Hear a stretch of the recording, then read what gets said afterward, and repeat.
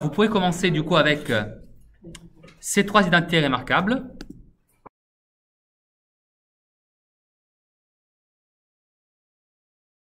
J'ai vu que les deux premières ne vous ont quasiment pas posé des problèmes pour ceux que j'ai contrôlés. Du coup, je vais aller un peu plus vite sur ces deux-là. Alors, la première, c'est une application de la formule numéro 3 avec la petite remarque que vous savez. Cassie et Brandon, je vous ai déjà dit d'arrêter. Avec la seule petite remarque que vous voyez dans la formule, c'est A moins B fois A plus B. Alors que dans l'expression, c'est X plus 4 fois X moins 4. Mais nous avons un outil important, c'est le fait que les multiplications, on peut toujours les inverser de sens. Parce que quand vous faites 3 fois 4, ça fait 12. Mais 3 fois 4, c'est aussi égal à 4 fois 3, vous savez. Vous pouvez donc faire dans n'importe quel ordre. Et du coup, à la place de faire X plus 4, je vais ici mettre X moins 4 fois X plus 4. Et du coup, comme ça, je peux réappliquer la formule. Ça change rien. Alors, si tu fais tout le calcul, tu vas voir que le reste s'amplifie et il reste forcément à moins. Si tu veux, je peux te l'expliquer, ça va juste prendre un peu de temps. Donc, x au carré moins 4, j'ai vu que, excusez-moi, pas moins 4, hein, moins 16. Pour la deuxième, on fait x au carré moins 16x plus 64. Parce qu'ici, on identifie sans trop de difficulté que nous sommes dans le cas d'application de la formule numéro 2 et que les rôles de x et de 8, c'est ici les rôles de a et de b. Donc, quand j'applique cette formule, je me retrouve avec x au carré moins 2 fois x fois 8 plus 8 au carré. Et quand je porte les opérations à terme, je trouve du coup x au carré, il reste x au carré. Dans ce morceau-là, comme je vous disais séparément, je fais d'abord les opérations qui n'impliquent que des valeurs numériques, c'est-à-dire 2 fois 8, et ça fait 16, donc je l'écris. Et après, je rajoute la partie qui est restée des lettres. Il y a seulement une lettre qui apparaît, c'est x, donc je la réécris. C'est tout. Et 8 au carré, je sais que ça fait 64, donc voilà, j'ai terminé, je suis content. Enfin, la dernière, je sais que celle-là, je crois que ça ne vous a pas posé de problème particulier. Arrêtez-moi si je me trompe. Ok. La dernière, c'est 2x plus 5. Alors, celle-là, elle était un poil plus dure. Du coup, je vous la mets juste là-haut, comme ça, vous la voyez bien. Alors, c'était 2x plus 5. Vous n'avez pas eu de mal à trouver que c'était la première qu'il fallait appliquer. Sur ça, très bien. Alors, c'est 2x qui va jouer le rôle de A. Alors, même si 2x, ça s'écrit avec deux symboles, ça veut quand même dire que tout ça, ça va être mon A. Et en même temps, 5, ça va être B. Donc ça déjà, qu'on soit bien d'accord, hein, A c'est égal à 2x en entier. Comme c'est égal à 2x, et que 2x du coup c'est plusieurs choses, entre guillemets, hein, c'est 2 fois x, il vaut mieux utiliser des parenthèses pour être sûr. Du coup je mets 2x le tout au carré, plus 2 fois 2x, encore une fois, fois 5, plus 5 au carré. Et je crois que jusque-là, la plupart l'avaient quand même bien écrit. Alors ici, faisons juste attention au calcul, comme ça on pourra bien s'en sortir. 2 fois 2x, parce que justement... Ok. Alors, concentrons-nous déjà sur la première partie, c'est ce 2x au carré. Ça veut dire quoi? Faire un truc au carré, ça veut dire le multiplier fois lui-même. Et ici, appliquons la règle que je vous disais, c'est-à-dire, faisons juste les calculs numériques. 2 fois 2, ça fait... 2 fois 2, c'est 4. X fois x, comme c'est x répété une deuxième fois, c'est x au carré. Vous voyez, je sépare les lettres des nombres. Les nombres, je sais faire les calculs, les lettres aussi en fait, juste c'est pas exactement la même chose, mais presque pareil. Du coup, dans le terme central, faisons d'abord les calculs numériques. 2 fois 2, 4 fois 5. Je sais que tu l'as fait, Y, c'est pour ça que je te regarde. Ça fait 20. Tu l'as dit tout à l'heure. Oui. Donc ça fait 20. Et quelle est la partie littérale qui reste après? Non, la partie littérale. X, il y avait un X qui traînait. Je le récopie. Et enfin, 5 au carré, ça fait bien 25. Vous avez raison sur ce point. Donc, toute l'identité remarquable, le résultat qui devrait apparaître à la fin de vos calculs, c'est tout ça en entier, d'accord? Là, je suis en train de vous assurer les bons résultats, ok? La troisième, c'était plus dur, hein, mais je suis déjà très satisfait que pour les deux premières, il n'y avait pas de difficulté majeure. Alors, il y avait un exercice qui était à faire pour aujourd'hui. Alors, cet exercice-là, c'était le 16. On avait commencé à le lire ensemble juste hier. Est-ce que vous arrivez à lire si je le laisse comme ça ou pas? Ça va? Ok. Alors, c'était un exercice qui concernait, du coup, on le lit. Une entreprise produit des écrans pour tablettes numériques. Ces écrans peuvent présenter deux défauts. Alors, attention à peuvent, pas doivent, hein, peuvent présenter deux défauts. Soit de dimension, soit de résistance au choc. Bon. On sait que la probabilité qu'un écran pris au hasard présente uniquement un seul défaut, c'est 0,07, donc 7%. La probabilité qu'il en présente deux, c'est 0,04, donc 4%. On dit que x est la variable aléatoire qui, à tout écran, associe le nombre de défauts. Attention, pas à tout écran pris au hasard. Je sais que j'en ai une large quantité. Si j'en prends un comme ça au hasard, je sais que x va décompter le nombre de défauts que je peux trouver. Première question, quelles sont les valeurs prises par x? Alors, je vais juste me noter ici que x, c'est quoi? C'est le nombre de défauts. Je veux bien que vous le marquiez ça. Comme ça, je vous donne une correction très claire. Vous pouvez le mettre, si vous l'avez fait sur le cahier exercice, si vous ne l'avez pas fait, mettez-le dans le cahier court. Comme ça, vous avez un exemple bien clair. Ça, c'est le nombre de défauts qu'une tablette peut avoir. Encore une fois, une tablette au hasard dans toute la production. Qu'une tablette peut posséder. D'accord? Dans le texte de l'exercice, on nous dit qu'une tablette peut avoir jusqu'à 2 défauts. Je vous rappelle, le texte disait précisément ces écrans peuvent présenter 2 défauts. Mais du coup, ça veut dire que x, il pourra prendre quelle valeur possible?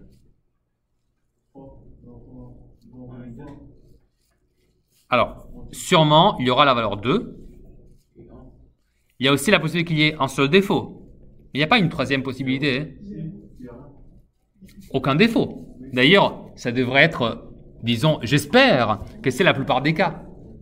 Parce que sinon, l'entreprise n'a pas vraiment un bon futur devant elle. C'est la correction, on abandonne à un moment donné. Si je ne vous donne pas des indices maintenant, alors quand? Donc, x, pour le dire mieux, x peut prendre 2, 1 et 0 comme possible valeur. Comme possible valeur. Bon, c'est une correction, ça sert à ça. Du coup, donner sous forme de tableau la loi de probabilité de x. Hier, je vous avais dit qu'est-ce que c'était une loi de probabilité. C'est très simple, c'est le tableau lui-même. Donc, ce qu'il faut faire ici, c'est justement de construire un petit tableau. Alors, du coup, je fais mon rectangle. Je sais qu'il y a 3 possibilités. Et ces 3 possibilités, je vais les mettre dans l'ordre numérique. C'est 0 défaut, 1 défaut ou 2 défauts. Et ça, ce sont les différentes possibilités pour x. Bon. Maintenant, la question, c'est quels sont non, pas forcément les pourcentages, les probabilités, que je peux exprimer en pourcentage. Mais le but, c'est d'avoir les probabilités. Alors, qu'est-ce qu'on sait nous, du texte de l'exercice? Alors, le texte, il nous dit, en effet, que la probabilité qu'un écran pris au hasard présente un seul défaut, c'est marqué au centre du texte, vous le voyez, non? C'est 0,07. Ça, c'est pour un seul défaut. Et du coup, je vais le marquer. Et ensuite, il me dit que la probabilité que l'écran possède 2 défauts, c'est 0,04. Donc là, j'ai juste, vous voyez, j'ai pris du texte des informations. Alors, il manque une case, effectivement. Comment je peux la trouver, à votre avis? Du coup, 100, moins 7, moins 4 plutôt. Mais est-ce que vous voyez la logique? Vous voyez, toute la probabilité, ça fait la somme de toutes les probabilités. Imaginez que vous faites toute la somme, d'accord? De la chose qui va ici, plus 0,7, plus 0,07, pardon, plus 0,04. Tout cela, ça doit toujours faire 1. Parce que c'est comme si vous aviez 100% de probabilité et vous la départagez entre 3 possibilités. Alors, si la possibilité 2 défauts a déjà 4%, si la possibilité 1 a déjà 7%, ça veut dire que j'ai déjà partagé 11% et donc il me reste 0, donc 0,89. Alors, en pourcentage, c'est 89, mais du coup, comme ici tout est exprimé avec les décimaux, je vais mettre plutôt 0,89. Donc ça, c'était la nouveauté, entre guillemets, de l'exercice. C'était le seul calcul qu'il fallait faire. D'accord? D'ailleurs, ce n'est pas vraiment un calcul. Hein. Vous pouvez juste... moi, j'acceptais que vous me donniez juste la valeur. Ici, on peut le faire de tête. Hein. C'est assez simple. D'accord? Si vous prenez 100 et vous retirez 4 et 7, il reste 89. Je pense que ça va. OK? Juste pour être précis, je voulais aussi vous dire que ce tableau, en général, il présente ici la notation xi. Parce que vous voyez, comme grand X, la variable, elle peut prendre les valeurs 0, 1 et 2. Moi, je dis que chacune de ces valeurs, ça s'appelle un petit x, parce que c'est les possibles valeurs de la grande variable grand X. Et du coup, ici en bas, je dis en général que ça, c'est la probabilité que grand X soit égal à un des xi. C'est juste une notation, ne vous inquiétez pas. C'est juste pour vous l'apprendre. Mais même si, dans votre devoir, vous excluez toute cette partie-là, hein, même si vous écrivez pas ça, ça vous considérera quand même tous les points. Vous n'avez pas besoin de l'écrire parce que c'est sous-entendu. OK? Ok, très bien. Et donc, il y avait, je crois, une dernière question, maintenant que j'y pense. Non? Oui, déterminer l'espérance, bien sûr. L'espérance. C'était l'autre notion que nous avions étudiée hier. Alors, l'espérance de cette variable, qui s'écrit, je vous le rappelle, comme cette notation E de x, c'est égal à 0 fois 0,89 plus 1 fois 0,07 plus 2 fois 0,04. D'accord? Je fais les calculs, et ça va me donner 0 fois 0,89, ça fait 0. 1 fois 0,07, ça fait 0,07. 2 fois 0,04, ça fait 0,08. Et quand je fais la somme 0,07 plus 0,08, donc ça fait 0,15. Ça, c'est donc le résultat pour l'espérance. Hein. En particulier, j'ai préparé un exercice pour vous, justement pour vous préparer au contrôle, et c'est celui-là. Donc, je peux vous assurer, hein, ça c'est un exercice vraiment le même type d'exercice au contrôle. Voire celui-là, il est peut-être légèrement plus difficile que celui du contrôle. Comme ça, si vous assurez sur celui-là, vous pouvez dormir tranquille le soir de jeudi prochain. OK?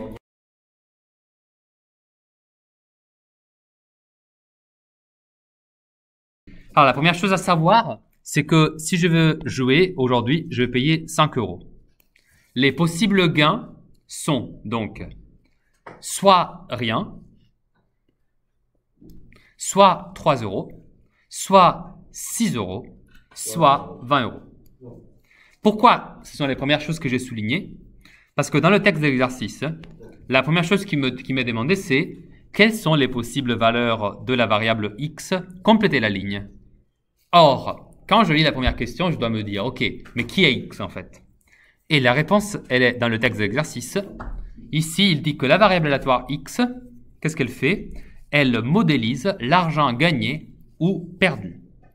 Autrement dit, x, ça va prendre les possibles valeurs que je gagne ou que je perds.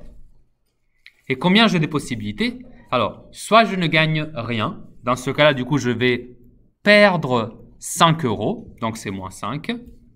Soit je gagne 3 €, mais comme j'ai payé 5 €, ça veut dire qu'en gros, j'ai perdu 2 €. Soit j'ai gagné 6 €, dans ce cas-là, j'ai globalement gagné 1 €. Soit enfin, j'ai gagné 20 €, mais du coup, j'en ai gagné en réalité 15 seulement. Voilà. Donc ça, c'était les valeurs avec lesquelles remplir cette première ligne. Alors, j'ai vu que vous avez très souvent, à la place de mettre ça, vous avez mis plutôt les possibles valeurs, les possibles valeurs de la bille. D'accord? Ce qui vous sert à calculer la probabilité, mais qui ne va pas dans la case, vous voyez? C'est parce que dans les exercices qu'on a déjà fait ensemble, les probabilités correspondantes, maintenant, je vais essayer de les calculer. C'est quand que je perds 5 € tout court parce que je ne gagne rien. C'est quand la bille qui sort est une bille qui a un nombre marqué entre 1 et 50. Or, entre 1 et 50, il y a 50 valeurs. Je pense que ça va. Donc, c'est 50 valeurs sur 100. Et du coup, là, je vais marquer 50 divisé par 100. Je le mets en diagonale parce que je n'ai pas l'espace, ok? Mais c'est 50 sur 100. Ça, c'était le premier exemple. Quand je gagne 3 €, la valeur de la bille, elle est entre 51 et 75. Il y a combien de billes entre 51 et 75? Alors, 25.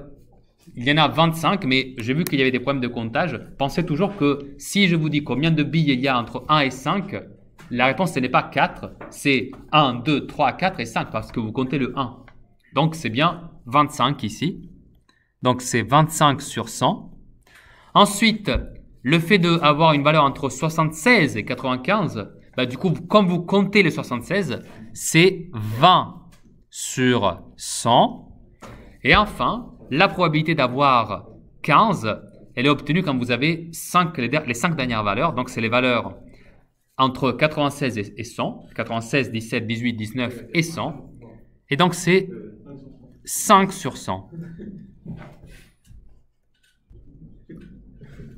Est-ce que vous voulez être sûr que vous avez bien fait? Il y a une technique. Qu'est-ce qu'on peut faire? Il suffit de tout additionner et de vérifier que le total de ça plus ça plus ça doit faire 1. Alors, vérifions si c'est vrai. Si je fais... Oui, non, c'est 100 sur 100, donc ça fait 1. Regarde, tu fais 50 sur 100, plus 25 sur 100, plus 20 sur 100, plus 5 sur 100. Si je fais la somme, ça fait 50 et 25, ça fait 75. Plus 20, 95. Plus 5, ça fait 100 sur 100. Alors, c'est vrai qu'au numérateur, je trouve 100, tu as raison. Mais comme c'est divisé par 100, du coup, ça fait 1. Donc, je suis bien d'accord avec le fait que le système est cohérent. Le tableau, il a un sens. Voilà, il n'y a pas de... Tout est logique ici, d'accord? Alors, ça, c'est pas obligatoire. Hein. Ce que j'ai marqué en bleu, c'est pas obligatoire. Vous ne deviez pas le faire. Hein. C'est juste pour voir si on a bien fait. Voilà. Dernière question. Dernière petite question. Déterminer l'espérance. Comment je fais pour déterminer l'espérance? Alors, la technique, elle est toujours pareille. Je vais devoir multiplier les valeurs de la variable aléatoire fois ses probabilités. Et donc, je vais faire les produits de chaque valeur de x fois sa probabilité, l'une avec l'autre. Et ensuite, je vais tout additionner. Alors, ça fait du coup moins 5 fois 50 divisé par 100. Ça, c'est la première colonne. Je la prends de là. À ça, j'additionne moins 2 fois 25 sur 100. À ça, je vais additionner 1 fois 20 sur 100. Et enfin, plus 15 fois 5 sur 100. Désolé, ici, j'ai un 3 qui vient s'en mêler, mais ça n'a rien à voir. Ok, maintenant, je fais les calculs. Moins 5 fois 50, ça fait moins de 250. Vous pouvez soit le faire...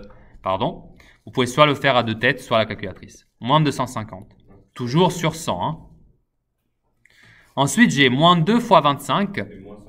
Voilà, ça fait moins 50 en effet. Moins 50 du coup sur 100 toujours. Puis j'ai plus 20 sur 100. Et enfin, alors, 15 fois 5, ça fait, est-ce que quelqu'un le sait de tête? 75. Donc maintenant, je calcule. Alors, moins 250 moins 50, ça fait déjà moins 300 sur 100. Et ensuite, je dois additionner du coup. Et ensuite, j'ai du coup plus. Alors, 20 et 75, ça fait 95.